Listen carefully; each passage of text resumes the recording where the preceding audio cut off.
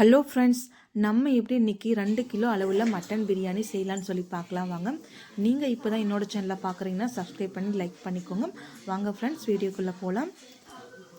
ஒரு பாத்திரம் எடுத்து வச்சுக்கோங்க. கரெக்டாக 300 கிராம் அளவுக்கு கோல்டினர் எண்ணெய் விட்டுக்கோங்க. எண்ணெய் நல்லா சுடணுமே பார்த்தீங்கன்னா 1/2 கிலோ அளவுக்குள்ள வெங்காயம் நீல நீளமாக கட் பண்ணி போட்டுக்கோங்க.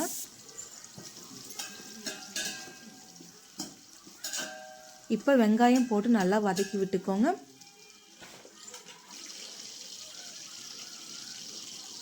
கூடவே நான் 3 பச்சை மிளகா உடச்சி போட்டுக்கிறேன். நீங்கள் நீல நீளமாக கட் பண்ணி போட்டுக்கோங்க. இது கூடவே நம்ம ஸ்பைசஸ் எல்லாம் சேர்ந்துடலாம். பட்டை, கிராம்பு, இலை, ஏலக்காய், நட்சத்திர சோம்பு எல்லாமே சேர்த்துக்கலாம்.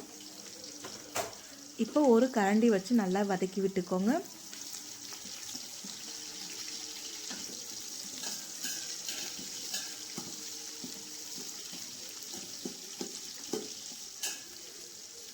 இப்போ நம்ம தண்ணி மிளகாய் தூள் 2 டீஸ்பூன் போல் சேர்த்துக்கலாம். உங்களுக்கு எவ்வளோ காரம் தேவையோ அந்தளவுக்கு நீங்கள் சேர்த்துக்கோங்க.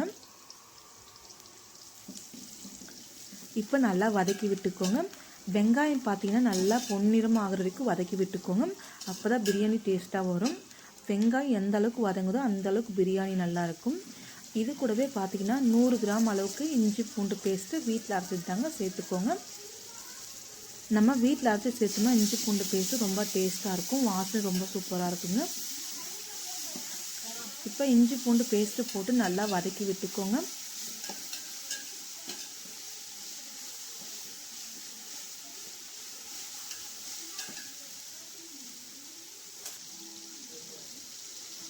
இப்போ நான் கரெக்டாக 1/2 kg அளவுக்கு தக்காளி நீல நீளமாக கட் பண்ணி போட்டுக்கோங்க.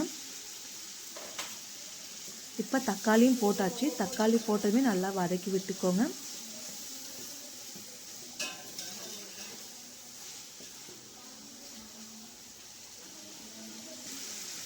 நம்ம 1/4 டீஸ்பூன் போல் மஞ்சள் தூள் ஆட் பண்ணிக்கோங்க.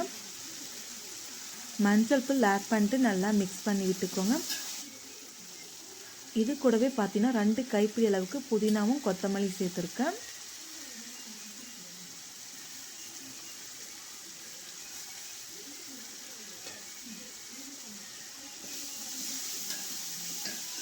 இப்போ நல்லா வதக்கி விட்டுக்கோங்க. நம்ம வேணும்னா கொத்தமல்லி மட்டும் இன்னும் கொஞ்சம் சேர்த்துக்கலாம்.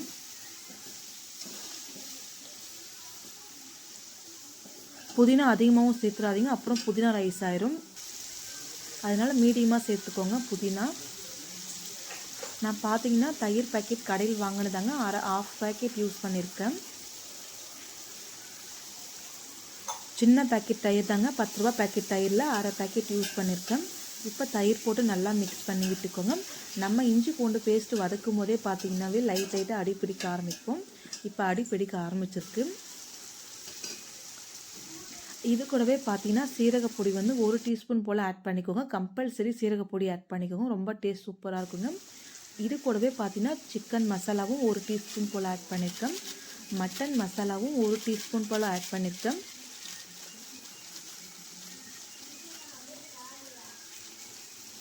இப்போ ஒரு கரண்டி வச்சு நல்லா வதக்கி விட்டுக்கோங்க.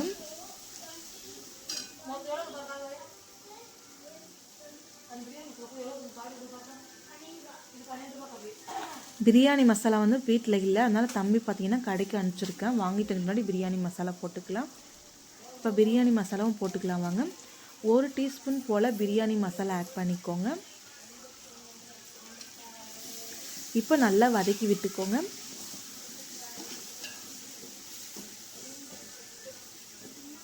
இது கூடவே நம்ம தேவையான அளவுக்கு கல்லுப்பு ஆட் பண்ணிக்கலாம். இப்போ கல்லுப்பு ஆட் பண்ணியாச்சு. மட்டன் பார்த்தீங்கன்னா நான் குக்கரில் பார்த்தீங்கன்னா ஒரு 5 விசில் மட்டும் விட்டு 2 சொம்பு தண்ணி வச்சு மஞ்சள் தூள் உப்பு போட்டு வேக வச்சு எடுத்துருக்கேன். இப்போ மட்டன் மட்டும் போட்டு நல்லா வதக்கிக்கோங்க. கரெக்டாக 1 கிலோ அளவுக்கு மட்டனுங்க. இப்போ அங்கங்கே அடிப்பிடிக்க ஆரம்பிச்சிருக்கு. இருந்தாலும் பரவாயில்லை, நம்ம தண்ணி ஊற்றிட்டா சரியாக போயிடும். அடிப்பிடிக்கிறதெல்லாம் காணாமல் போயிடும்.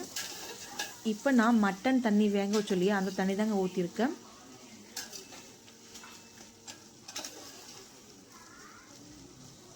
இப்போ தண்ணி ஊற்றியாச்சு. மட்டன் தண்ணி ஊற்றி வச்சு நல்லா வதக்கி விட்டுக்கோங்க. இது கூடவே நம்ம இன்னும் கொஞ்சம் கொத்தமல்லி ஆட் பண்ணிக்கலாம்.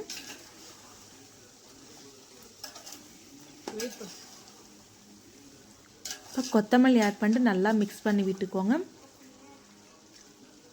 நான் ரைஸ்க்காக பார்த்தீங்கன்னா பக்கத்து அடுப்பில் தண்ணி வச்சு ரைஸ் போட்டிருக்குங்க. ரைஸ் பார்த்தீங்கன்னா ஒரு 1/2 அன் ஹவர் போல் ஊற வச்சு வேக வச்சுருக்குங்க. நம்ம மட்டன் தண்ணி மிச்சம் இருக்கிறத ஊற்றிக்கலாம். இப்போ நல்லா கொதிக்கட்டும்.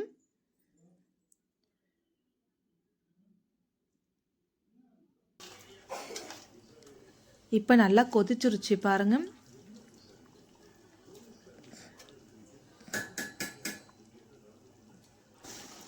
தம்பிக்காக பார்த்தீங்கன்னா நல்லியம்பு இருந்துச்சு. அதனால் அவனுக்காக ஒரு பிளேட்டில் போட்டு தரலான்னு சொல்லிட்டு நானும் ஒரு பிளேட்டில் எடுத்து வச்சுக்கலான்னு சொல்லிட்டு ஒரு பிளேட்டில் எடுத்து கொடுத்துங்க தம்பிக்கு. நான் பக்கத்து அடுப்பில் தாங்க ரைஸ் வச்சுருக்கேன்.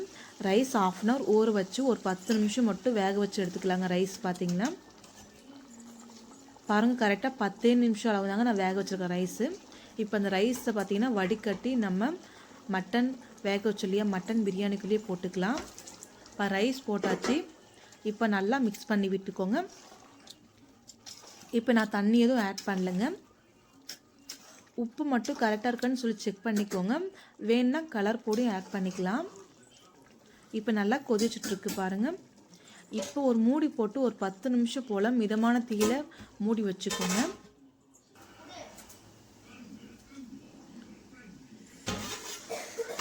நல்லா 10 நிமிஷம் போல் ஆகிடுச்சு. திரும்பவும் ஓப்பன் பண்ணியாச்சு. இப்போ நல்லா மிக்ஸ் பண்ணி விட்டுக்கோங்க. உங்களுக்கு ஒரு வேளை தண்ணி பத்தலாம் லைட்டாக தண்ணி பார்த்தீங்கன்னா சூடு பண்ணிவிட்டு கொஞ்சமாக ஒரு சொம்பு அளவுக்கு மட்டும் தண்ணி ஊற்றிக்கோங்க. தண்ணி ஊற்றி திரும்பவும் நல்லா மிக்ஸ் பண்ணிவிட்டு மூடி வச்சிங்கன்னா சரியாக போயிடும் சாப்பாடு. இப்போ 10 நிமிஷம் அளவுக்கு ஆகிடுச்சு. நம்ம ஓப்பன் பண்ணியாச்சு. இப்போ பார்த்தீங்கன்னா வாழை இலை போட்டு நல்லா மூடி போட்டு இன்னொரு 10 நிமிஷம் மிதமான தீயில வச்சுக்கோங்க. மேலே பார்த்தீங்கன்னா ரைஸ் வடிகட்டணும் இல்லையா, அந்த தண்ணி மேலே வச்சு தம் போட்டுக்கோங்க. ஒரு 10 நிமிஷம் மிதமான தீயில வச்சோம்னா சாப்பாடு ரெடி ஆயிடும். இப்போ பாருங்கள், நல்லா சாப்பாடு ரெடி ஆகிடுச்சு. மேலே இருக்கிற வாழை இலையை எடுத்துடலாம். நல்லா பழன மட்டன் பிரியாணி ரெடிங்க. நீங்களும் ஒரு டைம் ட்ரை பண்ணி பாருங்கள். ரொம்ப சூப்பரான மட்டன் பிரியாணிங்க. டேஸ்ட்டும் பக்காவாக இருக்குங்க. பிடிச்சிருந்தா லைக் பண்ணிக்கோங்க, கமெண்ட் பண்ணுங்கள், சப்ஸ்கிரைப் பண்ணுங்கள், ஷேர் பண்ணுங்கள் ஃப்ரெண்ட்ஸ்.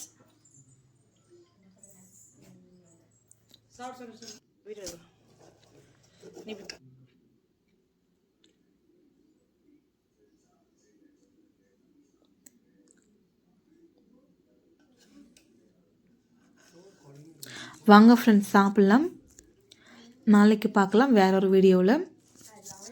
தேங்க்யூ.